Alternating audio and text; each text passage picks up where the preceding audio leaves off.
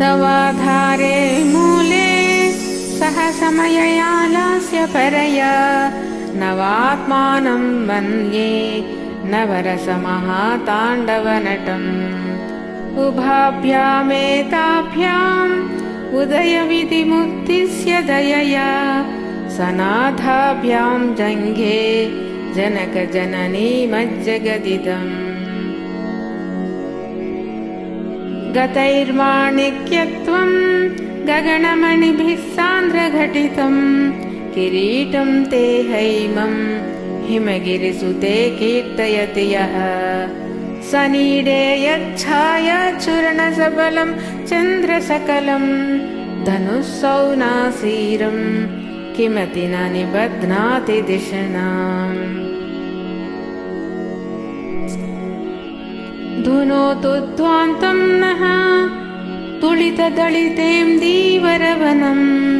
घनस्निग्धलक्षणं चिकुरनिकुरम्भं तव शिवे यदीयं सौरभ्यं सहजमुपलब्धुं सुमनसो वसन्त्यस्मिन् मन्ये वलमथनवाटी विटपिनाम् तनोतु क्षेमं नः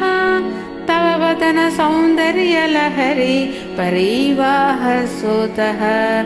स्रोतः शरणरिव सीमन्तसरणिः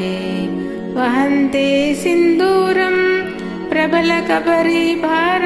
तिमिरद्विषां वृन्दैर्बन्धीकृतमिव नवीनार्ककिरणम् अराळैः स्वाभाव्यात् अळिकलभसश्रीभिरलकैः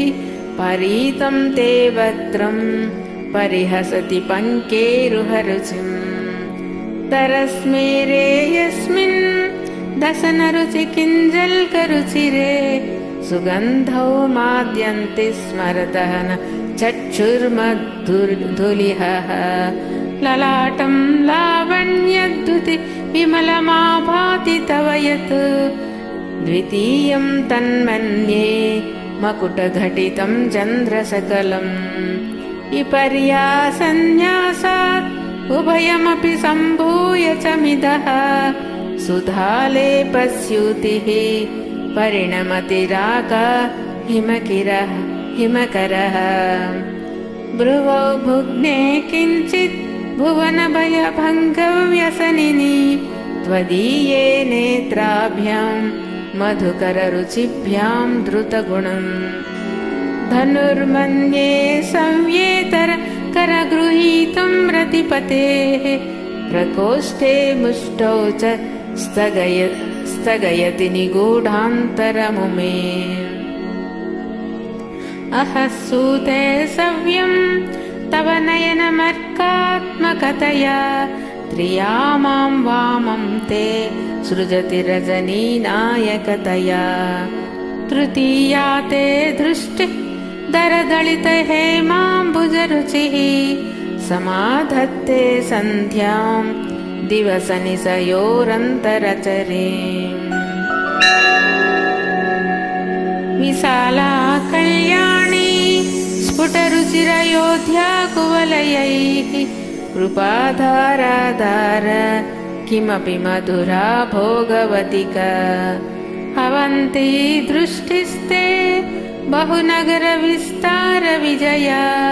ध्रुवं तत्तन्नाम्यव्यवहरणयोग्या विजयते कवीनां सन्दर्भस्तबकमकरन्दैकरसिकम् कटाक्षव्याक्षेपभ्रमरकलभौ कर्णयुगलम् अमुञ्चन्तौ दृष्ट्वा